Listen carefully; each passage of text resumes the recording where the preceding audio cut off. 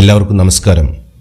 ഇന്ന് ഈ വീഡിയോയിലൂടെ കൂട്ടുകാരെ നിങ്ങളെ പരിചയപ്പെടുത്തുന്നത് ശാസ്ത്രീയ തെളിവുകൾ എവിടെയെല്ലാം അവശേഷിക്കുന്നുവോ അവിടെയെല്ലാം കടന്നു ചെല്ലാനും അത്തരം തെളിവുകളുടെ അടിസ്ഥാനത്തിൽ ചുരുളഴിയാത്ത രഹസ്യങ്ങളും മറ്റും കണ്ടെത്താൻ കഴിയും എന്നതിനെക്കുറിച്ച് അറിയാനുമാണ്. എൻ്റെ ഈ ചാനൽ ഇതുവരെ സബ്സ്ക്രൈബ് ചെയ്തിട്ടില്ലെങ്കിൽ സബ്സ്ക്രൈബ് ചെയ്യുക, വീഡിയോ ഷെയർ ചെയ്യുക, കമൻറ്റ് ആൻഡ് ലൈക്ക് ചെയ്യുക. അന്ന് ഒരു സന്ധ്യാസമയം ശക്തമായ ഇടിയും മഴയും ചുറ്റുപാടും പ്രകമ്പനം കൊളിച്ചിരിക്കുന്ന വേളയിൽ പുസ്തകത്താളുകൾ അലസമായി മറിച്ചുകൊണ്ടിരിക്കുന്ന സമയത്ത് ഏതോ ഒരു ശബ്ദം അകലെ നിന്ന് കേട്ട പോലെ തോന്നി. വാതിൽ പഴുതിലൂടെ നേരിയ വെളിച്ചത്തിൽ കണ്ടത് ആരൊക്കെയോ അങ്ങോട്ടേക്ക് ഓടിപ്പോകുന്നതാണ്. എന്തോ കുഴപ്പമുണ്ട് എന്ന് തോന്നി. പിന്നാലെ ഡോഗ് സ്ക്വാഡ്, പോലീസ് ഓഫീസേഴ്സ്, അങ്ങനെ മറ്റു പലരും എന്തോ കുറ്റകൃത്യം കണ്ടുപിടിക്കാനുള്ള തിടുക്കത്തിൽ എന്ന പോലെ അവിടെ കണ്ടത് ബ്ലഡ് സാമ്പിൾ ശേഖരിക്കുന്ന വിദഗ്ധ സംഘത്തെയാണ്. ഏതോ സിനിമയിൽ കണ്ട പോലെ ശാസ്ത്രീയ തെളിവുകളെ അടിസ്ഥാനത്തിൽ വിശകലനം ചെയ്യാനാണോ എന്ന് തോന്നിപ്പോയി. DNA ഫിംഗർ പ്രിന്റിംഗ് വ്യക്തികളെ അവരുടെ DNA പ്രിന്റ് പാറ്റേൺ അനുസരിച്ച് വേർതിരിക്കുന്ന രീതിയാണിത്. This method is used to distinguish individuals according to their DNA print pattern. വ്യക്തികളെ അവരെ വേർതിരിക്കുകയാണ്. DNA print pattern ladder like ആയിട്ടുള്ള പ്രിന്റുകളാണ് നമുക്ക് കിട്ടുന്നത്. അതിലൂടെ ഒരു വ്യക്തിയെ വേറെ വ്യക്തിയിൽ നിന്ന് വേർതിരിച്ചറിയാനായിട്ട് ഇതിലൂടെ സാധിക്കുന്നു. ഈ മെത്തഡ് ആദ്യമായി വികസിപ്പിച്ചെടുത്തത് അലക് ജെഫ്രൈസ് ആണ്.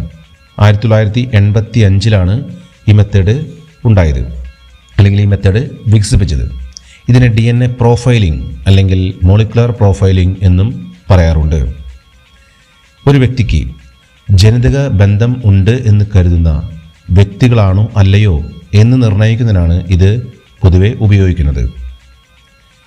DNA finger printing has been used to settle first one disputed parentage, second murder cases, third distinguish rapists and to analyze the genetics of various organisms. അതായത് പല കൊലപാതക കേസുകളുടെയും കെട്ടുകൾ അഴിയാനായിട്ട് ഈ മെത്തേഡ് വളരെയധികം സഹായിച്ചിട്ടുണ്ട്. അതുപോലെ തന്നെ പിതൃത്വം അല്ലെങ്കിൽ രക്ഷാകർതൃത്വം, ഇതിൻ്റെ ചില സംശയങ്ങളും അതുപോലെ തന്നെ പരിഹാര മാർഗങ്ങളും നിർണ്ണയിക്കാനായിട്ട് അല്ലെങ്കിൽ അത് പരിഹരിക്കാനായിട്ട് സാധിച്ചെടുത്തിട്ടുള്ളത് ഈ മെത്തേഡിലൂടെയാണ്. അതുപോലെ തന്നെ ഡിസ്റ്റിങ്വിഷ് റാപ്പിസ്റ്റ്, ബലാത്സംഗം ചെയ്ത വ്യക്തികളെ കണ്ടുപിടിക്കാനും അവരെ തിരിച്ചറിയാനും ഇതിലൂടെ സാധിക്കുന്നു. അതുപോലെ തന്നെ analyse the genetics of various organisms, അതായത് ജീവികളുടെ ജനിതക ശാസ്ത്രം വിശകലനം ചെയ്യാനും ഈ മെത്തേഡ് വളരെ സഹായകരമാണ്. ഈ മോണോസൈഗോട്ടിക് ട്വിൻസിൽ മാത്രമാണ് ഈ കാര്യത്തിൽ ഒരു പ്രത്യേകതയുള്ളത്. കാരണം അവരെ വേർതിരിക്കാനായിട്ട് സാധിക്കുന്നില്ല. അവരെ ഒഴിച്ച് ബാക്കിയുള്ള എല്ലാ വ്യക്തികളുടെയും DNA പ്രിന്റ് പാറ്റേൺ വ്യത്യസ്തമായിരിക്കും എന്നുള്ളതാണ്. 99.9% of base sequence among humans is the same. അത്രയും സിമിലാരിറ്റിയാണ് ഒരു വ്യക്തിയും വേറെ വ്യക്തിയും തമ്മിൽ. പക്ഷേങ്കിൽ they have 0.1% of genome differences in the base sequence. ആകെ കൂടി 0.1% ഭാഗത്ത് മാത്രമാണ്, 0.1% മാത്രമാണ് ഈ വ്യത്യാസം കാണുന്നത്. ഇനി യൂക്കാരിയോട്സിൽ പ്രധാനമായിട്ടും മനുഷ്യരെല്ലാം യൂക്കാരിയോട്സ് ആണ്, പ്ലാന്റ്സ് എല്ലാം യൂക്കാരിയോട്സ് ആണ്. അപ്പോൾ നമ്മൾ ഈ യൂക്കാരിയോട്സിൽ പ്രധാനമായിട്ടും ജീനോമിൽ 2 ഭാഗങ്ങളാണുള്ളത്, coding region and non coding region. Coding region എന്ന് പറയുമ്പോൾ പ്രോട്ടീനെ കോഡ് ചെയ്യുന്ന സീക്വൻസ് ആണ്.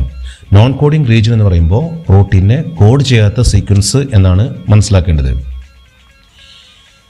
അപ്പോൾ നമ്മൾ ഈ കോഡിംഗ് റീജിയനും നോൺ കോഡിംഗ് റീജിയനും പറഞ്ഞു കഴിഞ്ഞല്ലോ. DNA carries such a non coding repetitive sequence are called as satellite DNA. അത്തരം പ്രത്യേകമായിട്ടുള്ള ഭാഗത്തെ വിളിക്കുന്ന പേരാണ് satellite DNA. It is unique to an individual. ഇത് ഒരു വ്യക്തിക്ക് സവിശേഷമായിട്ടുള്ളതാണ്. കാരണം number of repeat is a specific from person to person. ചിലപ്പോൾ ഒരാളിൽ 15 റിപ്പീറ്റ് കാണുന്നെങ്കിൽ മറ്റൊരാളിൽ 20 റിപ്പീറ്റ് കാണാം. അങ്ങനെ ടാൻഡം റിപ്പീറ്റ് വ്യത്യാസമുള്ളതായി കാണുന്നു. ഇനി എങ്ങനെയാണ് ഈ സാറ്റലൈറ്റ് DNA വേർതിരിച്ചെടുക്കാൻ കഴിയുന്നത്? ബൾക്കായിട്ടുള്ള ജീനോമിൽ നിന്ന് സാറ്റലൈറ്റ് DNA വേർതിരിച്ചെടുക്കാൻ കഴിയുന്നത് എങ്ങനെയാണ്?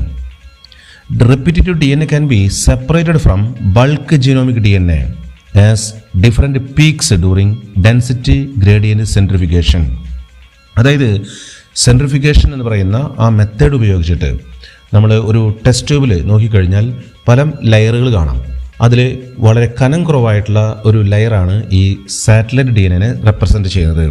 സ്മോൾ പീക്ക് എന്ന് പറയുന്നത് ആ ചെറിയ ലെയറാണ്. അങ്ങനെ നമുക്ക് വേർതിരിക്കാനായിട്ട് സാധിക്കും. അപ്പോൾ സെൻട്രിഫ്യൂജ് ചെയ്തതിന് മുൻപും പിൻപും ഉള്ള ഒരു ചിത്രം ഈ വീഡിയോയിൽ നിന്ന് നമുക്ക് നോക്കി മനസ്സിലാക്കാൻ കഴിയുന്നുണ്ട്. Bulk DNA forms major peak and small peaks are called satellite DNA. അപ്പോൾ ബൾക്ക് DNA എന്ന് പറഞ്ഞു കഴിഞ്ഞാൽ അത് മേജർ പീക്ക് എന്നും സ്മോൾ പീക്ക് എന്ന് പറയുന്നത് സാറ്റലൈറ്റ് DNA റെപ്രസെൻ്റ് ചെയ്യുന്നതുമാണ്. നമുക്ക് ഒരു കാര്യം ശ്രദ്ധിക്കാം. സാറ്റലൈറ്റ് DNA എങ്ങനെ വേർതിരിക്കാം? രണ്ടായി തിരിക്കുകയാണ്. മൈക്രോ സാറ്റലൈറ്റ് എന്നും മിനി സാറ്റലൈറ്റ് എന്നും എന്ന് രണ്ടായി വേർതിരിക്കുകയാണ്. പ്രധാനമായിട്ടും എന്തിനെ അടിസ്ഥാനമാക്കിയിട്ടാണ് ഈ രണ്ടായി വേർതിരിക്കുന്നത്? Base composition, adenine thymine rich segment അല്ലെങ്കിൽ ഗ്വാനിൻ സൈറ്റോസിൻ റിച്ച് സെഗ്മെൻറ്റ് ആണോ എന്നുള്ളതാണ്. അതുപോലെ ലെങ്ത് ഓഫ് സെഗ്മെൻറ്റ്, ഈ സെഗ്മെൻറ്റിൻ്റെ ലെങ്ത് എത്രയുണ്ട്? കുറഞ്ഞ ലെങ്ത് ആണോ കുറച്ച് കൂടിയ ലെങ്ത് ആണോ? അങ്ങനെയുള്ള ഒരു കാര്യം കൂടി അതിലെടുക്കുന്നുണ്ട്. Number of repetitive unit. Repetitive unit എന്ന് പറയുന്നത് 15 റിപ്പീറ്റ് ആണോ, 20 റിപ്പീറ്റ് ആണോ, 30 റിപ്പീറ്റ് ആണോ, ഇങ്ങനെയുള്ള കാര്യങ്ങൾ അതിൽ പരിഗണിക്കുന്നുണ്ട്. അപ്പോൾ നമ്മൾ പറഞ്ഞ കാര്യം എവിടെയാണ്? അതായത് satellite DNA is classified into mini satellite and micro satellite based on base composition, length of segment and number of repetitive unit. ഇനി മറ്റൊരു കാര്യത്തിലേക്ക് കിടക്കാം. മൈക്രോ സാറ്റലൈറ്റ് എന്ന് പറയുമ്പോൾ അതിനെ സിംഗിൾ സീക്വൻസ് റിപ്പീറ്റ് എന്നോ അല്ലെങ്കിൽ ഷോർട്ട് ടാൻഡം റിപ്പീറ്റ് എന്നോ പറയാറുണ്ട്. പ്രധാനമായിട്ടും ഇതിൻ്റെ ലെങ്ത്ത് ഏകദേശം 1 to 6 ബേസ് പെയർസ് മാത്രമാണ്. അത്ര കുറവായിട്ടുള്ള ഒരു ലെങ്ത്താണ് ഇതിൽ നമ്മൾ പറയുന്നതെങ്കിൽ മിനി സാറ്റലൈറ്റിൽ ഇതിനെ വേരിയബിൾ നമ്പർ ടാൻഡം റിപ്പീറ്റ് എന്ന് പറയും, അല്ലെങ്കിൽ VNTR. ഇതാണ് പൊതുവേ DNA ഫിംഗർ പ്രിൻറ്റിങ്ങിന് വേണ്ടി തിരഞ്ഞെടുക്കുന്നത്. A small DNA sequence is arranged tandemly in many copy numbers. ഇവിടെ ഇതിൻ്റെ ലെങ്ത് എന്ന് പറയുന്നത് ഏകദേശം 0.1 to 20 കിലോ ബേസ് ആണ്. ഇവിടെ കോപ്പി നമ്പർ ക്രോമോസോമിൽ നിന്ന് ക്രോമോസോമുകളിലേക്ക് കോപ്പി നമ്പർ വാരി ചെയ്യുന്നതായിട്ട് മനസ്സിലാക്കാൻ കഴിയുന്നുണ്ട്. Number of repeat show high degree of polymorphism. അപ്പോൾ ഓരോ റിപ്പീറ്റുകളും ഓരോ ക്രോമോസോമുകളിലും വളരെയധികം വ്യത്യാസപ്പെട്ടാണ് കാണുന്നത്. Each and every mini satellite differs in length from corresponding mini satellite of an unrelated individual.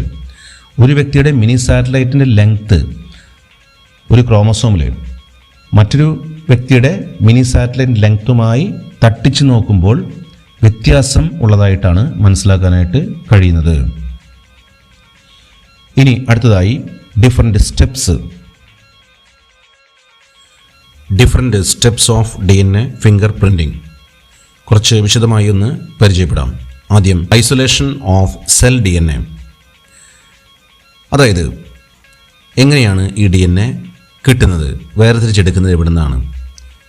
ഒന്നുകിൽ ബ്ലഡ്, അല്ലെങ്കിൽ സെമൻ ക്ലോട്രോൺ ക്ലോത്ത്, അവിടെ ഒട്ടിപ്പിടിച്ചിട്ടുള്ള ആ സെമൻ അതിൽ നിന്നും, അല്ലെങ്കിൽ vaginal swabs taken from rape victim.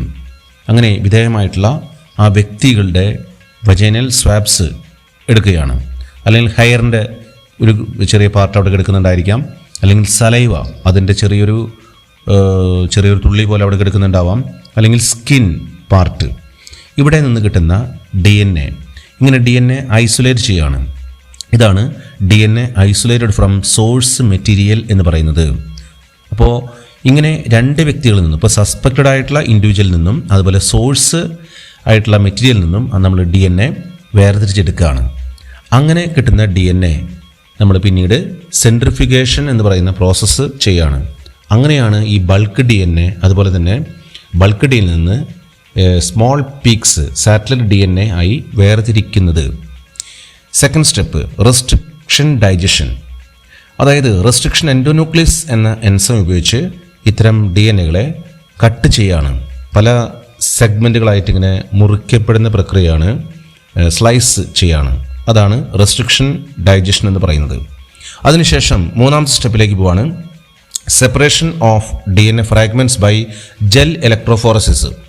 അതായത് ജെൽ ഇലക്ട്രോഫോറസിസ് എന്ന് പറഞ്ഞ മെത്തേഡ് ഉപയോഗിച്ച് ഈ DNA ഫ്രാഗ്മെൻറ്റ്സിനെ ഓരോ വെൽസിലേക്കും ഇങ്ങനെ ലോഡ് ചെയ്യാണ്. അങ്ങനെ ലോഡ് ചെയ്യുന്നതിൻ്റെ ഭാഗമായിട്ട് ഇപ്പോൾ സസ്പെക്റ്റഡ് ആയിട്ടുള്ള ഇൻഡിവിജ്വൽസ് ഒരു 3-4 വ്യക്തികളുടെ DNAകൾ ഓരോന്നിലും ഇപ്പോൾ ഒന്നാമത്തെ ആളുടെ ഒരു വെൽസിൽ, രണ്ടാമത്തെ ആളുടെ രണ്ടാമത്തെ വെൽസിൽ, മൂന്നാമത്തെ ആളുടെ മൂന്നാമത്തെ വെൽസിൽ, അങ്ങനെ ഓരോ വ്യക്തികളുടെയും DNA ഇവിടെ ലോഡ് ചെയ്യാണ്. സോഴ്സ് ആയിട്ടുള്ള മെറ്റീരിയൽ അതുപോലെ തന്നെ സസ്പെക്റ്റഡ് ഇൻഡിവിജ്വൽസ് അവരുടെ എല്ലാം DNA ലോഡ് ചെയ്ത് കഴിഞ്ഞു. Each DNA restriction digest of resource person and source material is powered into well. നമ്മൾ നേരത്തെ പറഞ്ഞു കഴിഞ്ഞു. ഇനി ഇലക്ട്രോഫോറസിസ് നടത്തി കഴിയുകയും തുടർന്ന് ആൽക്കലി സൊല്യൂഷൻ അവിടേക്ക് ആഡ് ചെയ്യുകയുമാണ്. സോഡിയം ഹൈഡ്രോക്സൈഡ് സൊല്യൂഷൻ ഉപയോഗിക്കുമ്പോൾ ഉള്ള പ്രത്യേകത ഡബിൾ സ്ട്രാൻഡ് DNA ഡീനാച്ചുറേഷൻ സംഭവിക്കും. അതായത് സിംഗിൾ സ്ട്രാൻഡഡ് ആയിട്ട് മാറും എന്നുള്ളതാണ്. ഇത് പിന്നീട് എന്തിനാണ് ഈ സിംഗിൾ സ്ട്രാൻഡഡ് ആക്കി മാറ്റിയിരിക്കുന്നത് എന്നതിനെക്കുറിച്ച് നമുക്ക് പിന്നീട് കാണാൻ കഴിയുന്നുണ്ട്. നാലാമത്തെ സ്റ്റെപ്പിലേക്ക് പോകാണ് transferring of DNA fragment to synthetic membrane such as nitrocellulose or nylon. ഇത്തരം DNA ഇപ്രകാരം ചെയ്ത സിംഗിൾ സ്ട്രാൻഡ് DNAകളെ നൈട്രോസെല്ലോസ് അല്ലെങ്കിൽ നൈലോൺ മെംബ്രെയിനിലേക്ക് ട്രാൻസ്ഫർ ചെയ്യുകയാണ്. ഇതിനെ സദേൺ ബ്ലോട്ടിംഗ് എന്നാണ് പറയുക. ഇതിനോടുകൂടെ ഹീറ്റ് ചെയ്ത് അതിനെ പാക്ക് ചെയ്യുക, അതും ഇതിലൂടെ പൂർത്തിയാക്കുകയാണ്. ഇത്തരം DNAകളെ അവിടെ ഫിക്സ് ചെയ്ത് അതിനെ പാക്ക് ചെയ്യുന്നൊരു പ്രക്രിയ അവിടെ പൂർത്തിയാക്കുകയാണ്. അതിനുശേഷം ഇത്തരം DNAകളെ പ്രോബ് ഉപയോഗിക്കുകയാണ്. എന്നിട്ട് ഹൈബ്രിഡൈസ് ചെയ്യുന്ന പ്രക്രിയയാണ് അടുത്ത സ്റ്റെപ്പിൽ വരുന്നത്. Hybridization using radio active labelled DNA, അതായത് VNTR പ്രോബ്. അപ്പോൾ radio active labelled VNTR probe ഉപയോഗിച്ച് അതിനെ ഹൈബ്രിഡൈസ് ചെയ്യുകയാണ്. ഈ പ്രോബ് എന്ന് പറയുമ്പോൾ അത് സിംഗിൾ സ്ട്രാൻഡഡ് DNA ആണ്. മിക്കവാറും ഈ VNTR പ്രോബ് എന്ന് പറയുന്നത് ഒരു തരം സാറ്റലൈറ്റ് DNA തന്നെയാണ്. അതിൻ്റെ ഒരു സിംഗിൾ സ്ട്രാൻഡഡ് ഫോമാണ് ഇവിടെ ഉപയോഗിക്കുന്നത്. അങ്ങനെ പ്രോബ് ഉപയോഗിച്ച് DNA probe that binds with the complementary sequence of DNA fragment on the membrane to form a hybridized DNA. അപ്പോൾ ഡബിൾ സ്റ്റാൻഡേർഡ് DNA എന്നിട്ട് ഫോം ചെയ്യാണ്. അപ്പോൾ പ്രോബ് സിംഗിൾ സ്റ്റാൻഡേർഡ് ആണ്, അവിടെ കിടക്കുന്ന DNA സിംഗിൾ സ്റ്റാൻഡേർഡ് ആണ്. ഇത് രണ്ടും ഹൈബ്രിഡൈസേഷൻ നടന്നു കഴിയുമ്പോൾ അതൊരു ഡബിൾ സ്റ്റാൻഡേർഡ് DNA ആയിട്ട് മാറുകയാണ്. ഇനി ആറാമത്തെ സ്റ്റെപ്പിലേക്ക് പോകാം. Detection of hybridized DNA by auto radiography. ഇവിടെ എന്താണ് കാണുന്നത്? After hybridization the filter is a washed. അതായത് ഹൈബ്രിഡൈസേഷൻ നടത്തി കഴിഞ്ഞതിന് ശേഷം വാഷ് സൊല്യൂഷൻ ഉപയോഗിച്ച് അൺബൗണ്ടഡ് ആയിട്ടുള്ള പ്രോബുകളെ നീക്കം ചെയ്യാണ്, അല്ലെങ്കിൽ അതിനെ കഴുകിക്കളയാണ്. അവിടെ ഇവിടെയും പറ്റിപ്പിടിച്ച് കിടക്കുന്നുണ്ടാവും പ്രോബ് DNAകൾ. അതിനെ വാഷ് ചെയ്ത് കളയുകയാണ് ഇവിടെ ചെയ്യുന്നത്. Then X-ray film is a placed over the filter for 3 hours. അതിനുശേഷം ഒരു എക്സ്റേ ഫിലിം അതിന് മീതെ കൊണ്ടുവയ്ക്കുകയാണ്. ഒരു 3 മണിക്കൂർ സമയത്തോളം അത് അവിടെ വയ്ക്കുകയാണ്. അപ്പോൾ എന്ത് സംഭവിക്കും? Radio activity of probe makes dark spot on X-ray film. അതായത് ഇത് ഒരിക്കൽ നേരത്തെ പറഞ്ഞു കഴിഞ്ഞു, radio actively labelled VNTR probe ആണ് ഇവിടെ ഉപയോഗിക്കുന്നത്. അപ്പോൾ അതുകൊണ്ട് തന്നെ റേഡിയോ ആക്ടിവിറ്റി ഉള്ളതുകൊണ്ട് തന്നെ ഡാർക്ക് സ്പോട്ടുകൾ ഈ എക്സ്റേ ഫിലിമിൽ പല സ്ഥലങ്ങളിലായിട്ട് ഇങ്ങനെ എക്സ്റേ ഫിലിമിൽ ഡാർക്ക് സ്പോട്ടുകൾ പ്രത്യക്ഷപ്പെടും. ഇങ്ങനെ ഇതൊരു ഇറഗുലർ ലാഡറായിട്ടുള്ള ഡാർക്ക് സ്പോട്ടുകൾ ഇങ്ങനെ ഡെവലപ്പ് ചെയ്യും എക്സ്റേ ഫിലിമിൽ. For each and every DNA sample. ഓരോ DNA സാമ്പിളുകളും കിടക്കുന്ന സ്ഥലത്ത് ഈ ഡാർക്ക് സ്പോട്ടുകൾ ഒരു പടിപടി പോലെ ഇങ്ങനെ ലെയർ ഓരോ ഒന്നാമത്തെ സ്റ്റെപ്പ്, രണ്ടാമത്തെ സ്റ്റെപ്പ്, മൂന്നാമത്തെ സ്റ്റെപ്പ് എന്ന രീതിയിൽ ഇങ്ങനെ താഴേക്ക് ഇങ്ങനെ ലാഡർ പോലെ ഫോം ചെയ്യും. Each ladder represent DNA print of an individual. ഓരോ ലാഡറുകളും ഓരോ വ്യക്തികളുടെയും DNA ആണ്. All DNA print on X-ray film together constitute DNA finger print pattern. അപ്പോൾ ഇവിടെ നമ്മൾ നോക്കുമ്പോൾ സസ്പെക്റ്റഡ് ആയിട്ട് വ്യക്തികളുടെ പ്രിൻ്റ് പാറ്റേൺ കാണാൻ കഴിയും. അതുപോലെ സോഴ്സ് മെറ്റീരിയൽ DNA ഫിംഗർ പ്രിൻറ്റും കാണാൻ കഴിയുന്നുണ്ട്. അടുത്തതായി സോൾവിങ് ദ ഡിസ്പ്യൂട്ടഡ് പാരൻറ്റേജ്. ഇവിടെ ഒരു ചൈൽഡിൻ്റെ ഫിംഗർ പ്രിൻ്റ് കൊടുത്തിരിക്കുകയാണ്. ലെഫ്റ്റ് സൈഡിൽ ഒരു മദറിൻ്റെ ഫിംഗർ പ്രിൻറ്റും കൊടുത്തിരിക്കുന്നു. മദറിൻ്റെ ഫിംഗർ പ്രിൻറ്റുമായി ചൈൽഡിൻ്റെ ഫിംഗർ പ്രിൻറ്റ് സാമ്യമുള്ളത് കാണിച്ചിരിക്കുന്നു. അതുപോലെ സസ്പെക്റ്റഡ് ആയിട്ടുള്ള ഫാദർ 1, 2, 3. ഇതിൽ ഫാദർ 1 കൂടുതൽ സിമിലാരിറ്റി കാണിക്കുന്നത്. ചൈൽഡിൻ്റെ ഫിംഗർ പ്രിൻറ്റ് ഫാദർ 1 കൂടുതൽ സിമിലാരിറ്റി കാണിക്കുന്നു എന്നുള്ളത് ഈ ചിത്രത്തിൽ നിന്ന് മനസ്സിലാക്കാം. Here the person 1 is likely to be the father of child. DNA finger printing in brief. ഒരിക്കൽ കൂടി DNA ഫിംഗർ പ്രിൻറ്റിങ്ങിൻ്റെ സ്റ്റെപ്സ് ഒന്ന് ചുരുക്കി കാണാൻ കഴിയും. First one, isolation of DNA. Second, digestion of DNA by restriction endonuclease. Third, separation of DNA fragments by gel electrophoresis. Fourth, transferring DNA fragments to synthetic membrane. Fifth, hybridization using radioactive labeled VNTR probe. And last one, detection of hybridized DNA by autoradiography. ഈ വീഡിയോയിലൂടെ DNA finger പ്രിൻറ്റിങ്ങിൻ്റെ steps വളരെ വിശദമായി പരിചയപ്പെട്ട് കഴിഞ്ഞു. അതുപോലെ അതിൻ്റെ importance എവിടെയൊക്കെയാണ് വരുന്നത് എന്നും കണ്ടു കഴിഞ്ഞു. എൻ്റെ ഈ ചാനൽ ആദ്യമായാണ് നിങ്ങൾ കാണുന്നതെങ്കിൽ സബ്സ്ക്രൈബ് ചെയ്യുക, ഷെയർ ചെയ്യുക, കമൻറ്റ് ചെയ്യുക. മറ്റൊരു വീഡിയോയുമായി ഇനിയും കാണാം. എല്ലാവർക്കും നന്ദി.